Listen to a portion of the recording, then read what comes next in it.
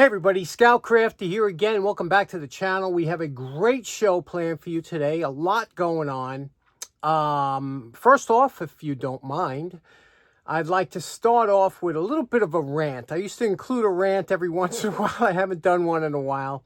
But I will tell you why I'm getting to this rant. As you know, or may not, you might be tuning in for the first time. I have a piece of property upstate. I go up there and I have to mow the lawn once a week, and I try and do a little project every now and then.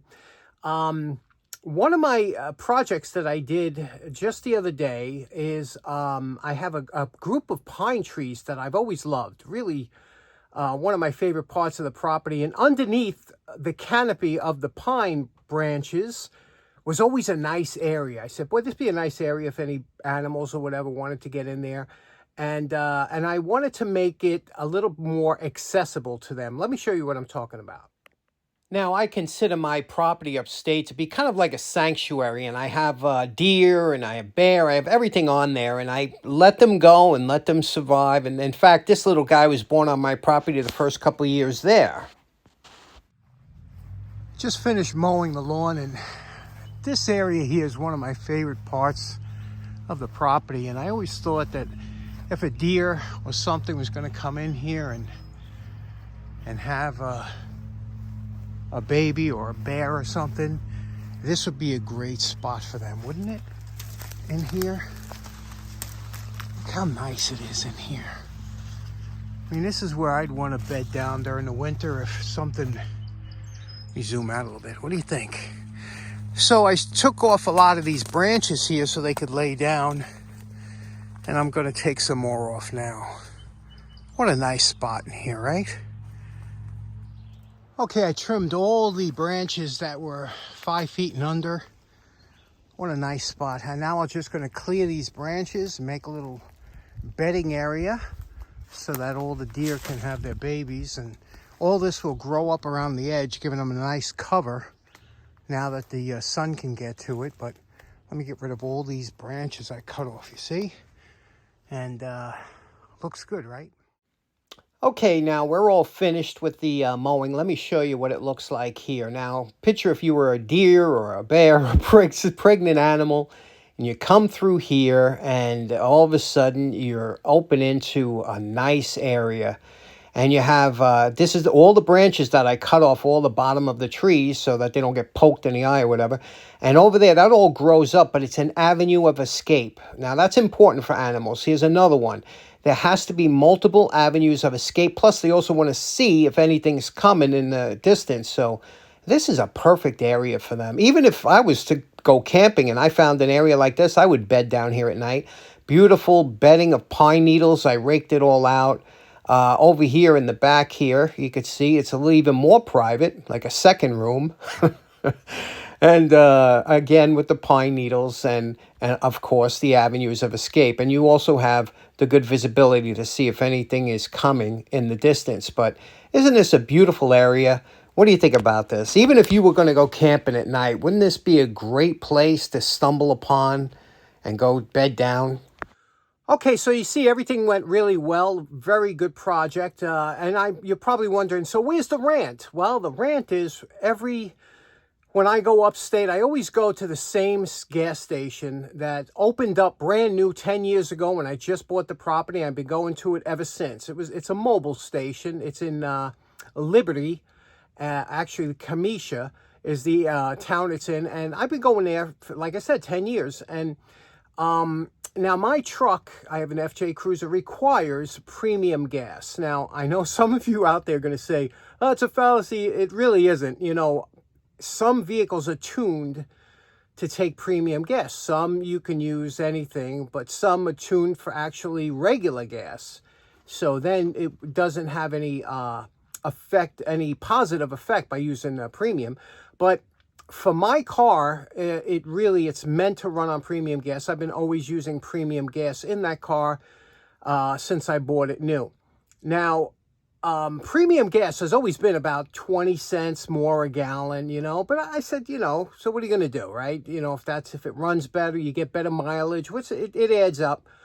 The other day I go to pump the gas. Now, I don't usually look at prices, you know. I kind of, especially when I go to the same station, I just happen to look up and it's like, wait, what? What am I looking at here?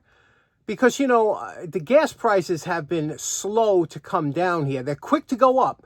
If the price of oil per gallon was to go up $10, by tomorrow, the pumps would be adjusted.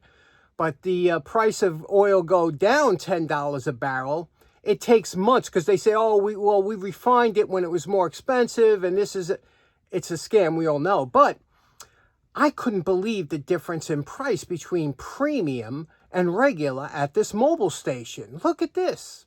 Now, this is the actual pump, and it was $2.99 for regular and $4.49 for premium. Is that crazy? Now, I thought I was seeing things for a minute. So there's a gas station right across the street, a brand new Phillips, Phillips 66 just opened up. So I look across the street, I walk to the edge of the thing, I see they're 50 cents a gallon cheaper. 50, we're not talking 5 cents a gallon. You might say, well, 50 cents a gallon it's a lot of money.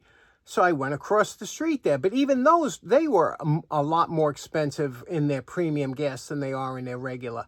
What is going on with that? Now, I know, you know, you go on and you say, well, what's the difference? There's something going on, some kind of scam going on. And that really bothers me. But I don't know. There's some people really taking advantage. And I'm the kind of guy, you fool me once, shame on you. Fool me twice, shame on me. I will never go back to that state. You try to jip me out of, 50, 75 cents a gallon. I just won't go back there. Are you the same way? Do you get upset like that and you say you just write them off for the rest of your life? Okay, next up, good friend of the show, Joe Quinn, is out on one of his tool hunts and he finds these pair of pliers. He can't identify them, so he asked me, maybe I know. So I look at them. I have no idea. They form a square socket, more or less, when they closed. I even asked my mentor, Dan Semmel, who has no idea. So if you know what these pliers are for, please let us know in the comments below. Okay, next up, you remember last week we got that great send-in from our good friend Frank Palaccia. And Frank sent this along with a bunch of other screwdrivers and this wipe new that we tested on the screwdriver handles.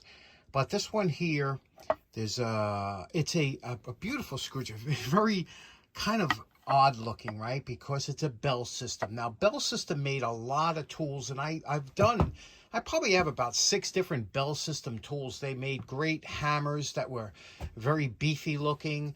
They made a whole assortment of different tools, and every one of them is well built and very strong.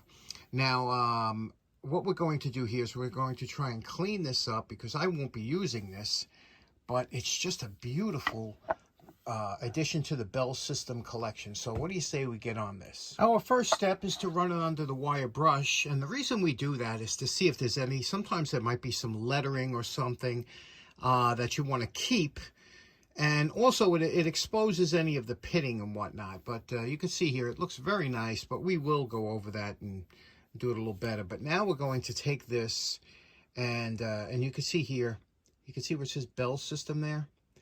That you got to be careful of. You don't want to take it down. Now this Bell System seems to be engraved inside, so it's not standing out. You don't have to worry too much.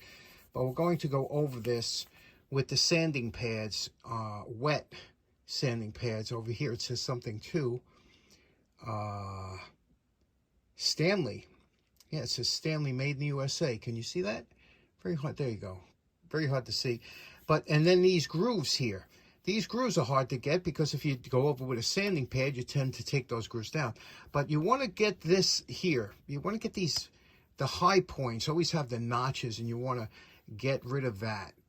And especially here, you see here, this is where you really have to, you see these notches here? There's really nothing you could do but to get rid of them. Sometimes what I'll do is I'll take a razor and I'll scrape it down just to get below the grooves, and then I'll hit it with the sanding pad. So let's get doing, that takes some time. Now, anytime I already went through this a little bit with the razor blade. Again, I use a straight edge razor blade. And what I do is when you have the curves here, I pull down on the curves like this to try and get those scrapes out. You know, you'll see those markings in here. You know, it'll take a long time with sandpaper, but you just keep doing this like this. You'll get a lot of shavings off here, but and then eventually you're going to go over it so you don't feel it with the blade. You know, if you go back and forth, it'll slide. But if it's gripping with the blade, it's going to be a deep scratch. You can see here what we did. Give you another example here on this straight part here. Put the screwdriver down on something solid, drag the razor blade. Always have that angle at a slight angle. You're dragging this way or you're dragging that way, okay? And you do that until you have most of the deep scratches gone. And then you could go with the sanding pads. But if you have deep scratches, it's going to take you forever with the sanding pad. And the razor blade just makes quick work of it. You see? See what we did there? Now, when you hit that with the sanding pad, it'll look better. But there's still scratches there. And you have to drag it here, and you'll see the shavings coming off. But you're not taking off as much as you think. And keep going back and forth. Okay, until you don't feel anything with your finger. You see? We just did that one rib. You got to do every part here. In the back here, this is also a pain because there are some deep ones back here. Now, sometimes you could scrape it here. Whatever you're going to have to do, it's got to be below all that, because even if you make it polished and you see those scratches or nicks, it's not going to look right. You know, we want it to look good. The 3-foot rule, but still we want it to look good. Okay, I'm still working with the razor blade. You could see all the shavings here. And even over here, when you have those lines in here, you could take the edge, that corner, that 90-degree corner, put it right in the edge here, and slide it down and clean out the edge. You can see the shaving, that long shaving you'll get. But you got to make sure you stay within the lines. Push down, make sure you follow it straight down. And that'll make those lines really pop, you know. But you can see here, now this is only with the razor blade. You can see I'm getting it smoother. I'm getting all those markings, like over here. You see over here that scrape? I have to work this with the razor blade just to get rid of any deep scrapes or gouges that are on here. And then the sanding pads will smooth it out, but you can't get the sanding pads to do everything. So you can see how nice it's coming already, right? It looks a lot better. Now, you're probably wondering, everybody wants to use a power tool. I'm included. You say, can't we just do this with the power? No, because the sanding belt will melt this plastic instantly. The only thing I've been able to do with the sanding belt is to get rid of some of these heavy scrapes on the tail end, and I'll show you how. Now, how I can use the belt on the back of this, because this is really chewed up. So what you do is the belt travels in this direction.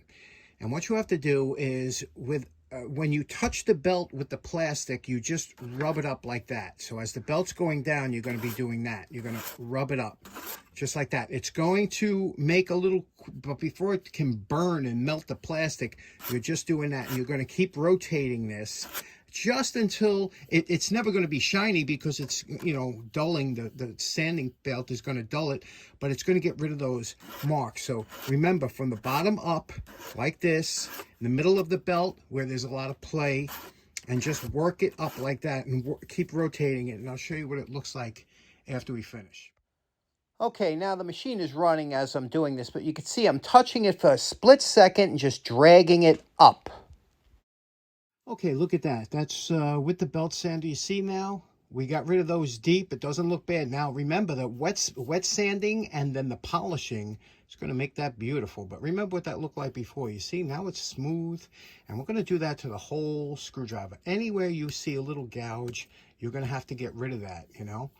It's coming well. Next up came the wet sanding, and I used these 2x2 foam-backed sanding pads that are usually made for pen turners, and they go from about $320 to $15,000. And you know my favorite part. Remember what Frank's screwdriver looked like before we started? And we're calling this project done. Now, this is old school. This is just with a little elbow grease. That's it. A little sandpaper going down in grits, and you can see what we did here. We got to look, it's transparent again. It's nice looking. Look at the back. Remember we did the back? Look, you can even see through the front. But what do you think of that? I love Bell System tools. Bell System tools were overbuilt, a little bit clunky. You know, this shows a little bit, there's some scratches you won't get out, but you could really, you know, bring your tools back. And this is about 2 hours I got into this of hand sanding and polishing, you know. And again, look at that transparency now. And that's no coating. There's no, you know, there's no quick fix on this. This is just a little plastics at the end, and that's it. A little polish, and I didn't even wax it yet. What do you think? We did the tip. We did the sides here. Got rid of the pits in there. Isn't that just a beautiful scar? I love that thing. It's just so old school, isn't it? What do you think? Let me know. Okay, next up, the past weekend was a Memorial Day weekend. I hope you all enjoyed it. It's a big holiday for me. I look forward to it every year. I put up a new flag for Memorial Day because the parade passes my house, and I can't watch the parade for more than 5 minutes. It just depresses me. I see these people just shuffle. They're like mobs. You know, there's nobody's in step. Look what I'm talking about.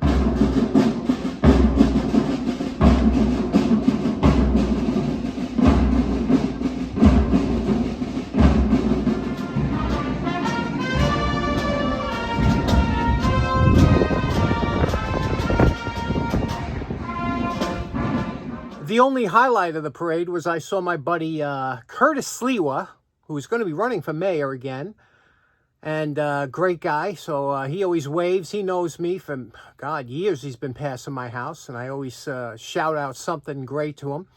But what happened last week, a good friend of the show by the name of William Smith, he wrote me and he says, look, John, I got something to send you. I know it's not a project, don't send, but he goes, I got something I think you'll enjoy. And look at what he sent. Now, like I said, William's been a friend of the show for many years. In fact, he was watching the program back when I spoke about how I used to collect stamps. I was a big stamp collector. And as a matter of fact, I just got these 2 days before William sent his package. Look at these beauties, huh? 1950 Boy Scouts of America with the Statue of Liberty in the background. What a great, they made like 630 million of these stamps. This is a 3-cent stamp back when first class postage was 3 cents back in 1950. It was also like in the 1800s, it was 3 cents. So you can imagine how much that was back in the 1800s. Anyway, what a great set of stamps. But look what William sent. Now, the first thing William sent, too, related, was this great hammerhead. Look at this beautiful, beautiful hammer. And it is a straight peen hammer, because this goes up and down. If it was this way, it'd be a cross peen.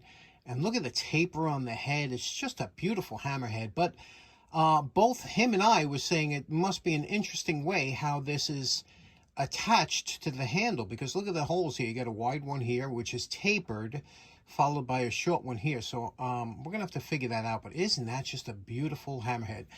But let me show you what else he sent. A bunch of stuff that he picked up at a yard sale, stamp related. Now, he picked this up at a yard sale, but the first thing is, these are called QSL cards. And back in the day, and they still do it today with amateur radio, ham radio.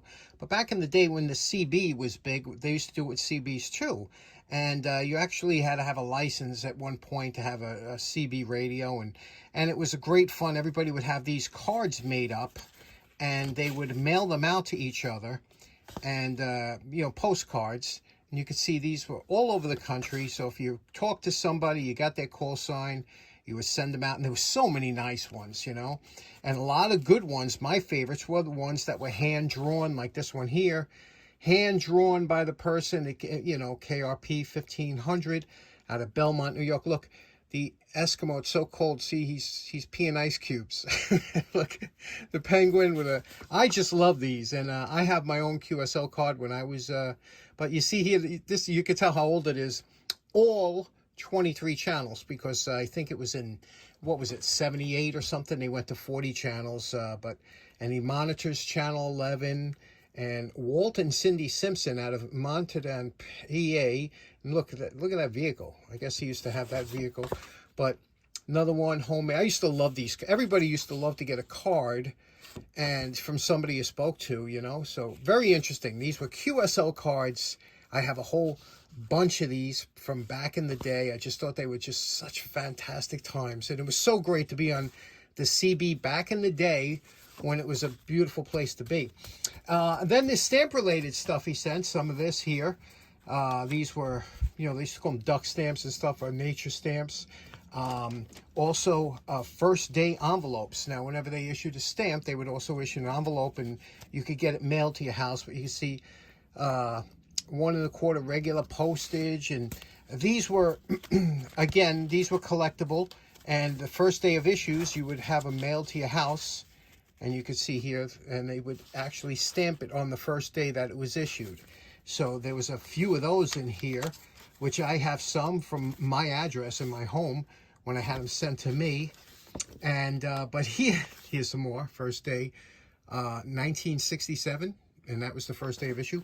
But let me show you this. This is what blew me away, and that is these here. Now, he sent them to me because he thought, I guess, I would probably find it interesting because they had all the old airmail stamps on it, you see? But what this was, first of all, look at this. When you used to get, have your films develop the American way. Remember when film used to look like that? I know I'm only speaking to a few of you out there now that remember that. But look at this, how much it would cost. And this is, I don't want to tear it apart, but look at that. 75 cents. You can have your picture put on a little statue, and they would cut it out and carve it out. Look at that. How cool is that? I mean, I used to love film. You know, photography was such a great hobby. But here is what blew me away. These are, this, I can't tell you what this has meant to me. You see this here?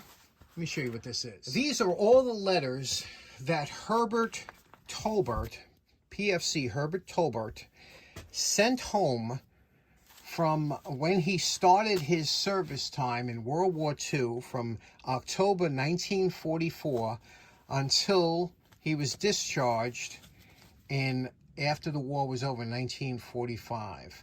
This is a year worth of letters from Herbert to his mother and father. And I got to tell you, first thing I did was I put them all in order. I made sure I got all the posted dates in order, you know, because I didn't want to read one letter ahead of the other. So I got them all in order, and then I read them one at a time. And I got to tell you, by the 5th letter, I felt like I knew the guy. And by the 10th letter, I was, you know, remember, you're reading these letters as it's happening. So this guy has no idea what's going to happen with the war. In the beginning, he thinks he's going to be there for, the war was already going on for 3 years. He thought he was going to be there another 4. From reading one letter to the other, I couldn't wait to get to the next one to see what was happening, what was going to happen. First of all, you see that they're all airmail. So, and he couldn't write where he was, because back in the day, you could not write where you were or anything about your unit, because remember, every one of your letters was written by a censor. See this? And that's the censor's signature. They're all different because whoever whoever read them would go through your whole letter, and if you had anything in there that you weren't supposed to, they would cut it out. So Herbert wrote to his parents every other couple times maybe a couple times a week or something like that, and I'll tell you, his handwriting, all done in cursive, all done, and you can see here, this one's from February 16th. You can see, "Dear Mom and Dad, all of a sudden I find myself owing about 8 letters. 2 days ago, I was all caught up, and bingo, last night I got 5 letters, and tonight 2 more. You see, and this is what it was like. So reading through all his letters and finding out about his mother and the things about him, like, first of all, he was all upset about that he had to leave his mother and father, who probably had a farm, because he always talks about the farm and the frost and this and that.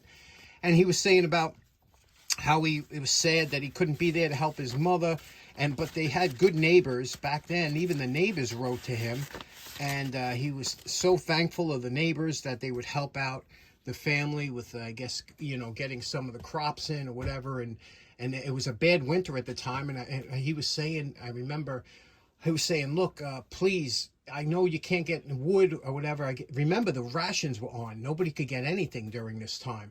He had more stuff than they did back at home. You couldn't get anything. But he was like, if you can get some coal, try and get some coal to make it through the winter. I mean, it's fascinating, absolutely fascinating. So what happened was, after I read through all the letters and felt like I knew the guy, I tried to find him, and I did. I found him on the internet, and now Herbert passed away in 1996. He was like 71 years old, but he had a daughter. So then I looked the daughter up. I found the daughter. The daughter passed away suddenly, and she was 51. She passed away quite young. I think it was 2001. And then I kind of hit a dead end. But then I found out she had a son, and I found the son, who's 53 now, I believe. But I tried the number, and it's I couldn't get through that. So I got to find him, and I'm going to try and find this guy, because I doubt he knows that these are out there or whatever. And, you know, this is something, if it was my grandfather's, I would want to have them. So I'm trying to contact that guy. So what do you think? Are these not absolutely fantastic? William, I can't thank you enough. Just absolutely wonderful. My sister, who's an author, she can't wait to read them. She might write a book about it. So this is just great, huh? You know, I got to tell you, reading through those letters was like a real nail biter, because a lot of times I was reading, and then he had friends that were shipped out, and one went to Iwo Jima and got killed on the island, and he knew the parents, and he didn't know whether to write to the parents and if they'd want to hear. It was just so much things going on there, and I only got one side of it, so I didn't get the letters he was getting. I just got the letters he was writing. Very interesting, just amazing. Next up, a little bit of a disclaimer. I have real interesting things that I picked up. So if you're one of those people like me that tends to buy a lot of things you see when somebody demonstrates, you might want to turn off, because I don't want to be responsible for you spending money. But check this out. Okay, next up, you know, my good friend Mike the fireman. You know, Mike knows a lot about tools, and you know, he has some of the greatest stuff. He sells at the Long Island Tool Meet every other month, and Mike sends me, we go back and forth on things we see on eBay that are just crazy expensive, and we laugh about it. But Mike says, look, I saw these pliers, and they, you know, he says, I saw a video on them. They look really good. So what do? Pliers? You talking to me, pliers? What do? I got to go find these. And I went to about 7 reviews on YouTube, and I had to go buy them. Let me show you what I picked up. And this is them. Now, you know, I'm a big fan, and have been before they became popular, of the slip joint pliers. They've recently become more popular once again, because they reintroduced the 3-hole design, which is an old design, but they reintroduced it, snap-on, and then the knockoff from Doyle. And everybody's been picking them up, saying how they love them and stuff. But this pair here, okay, this is a company called Tsunoda, and they're in Japan. And this company here, you can see here, it's written mostly in Japanese. And these pliers here are tremendously popular. They've been making rounds. In fact, most people that have the snap-on and the Doyle knockoffs prefer these. This company's been around since 1964. Let me show you what it is, okay? It is a pair of slip joint pliers. Look at the fit and finish on this thing. First of all, Japan tools are a step above everybody else, all right? Japanese tools have to be amongst the best in the world at this time.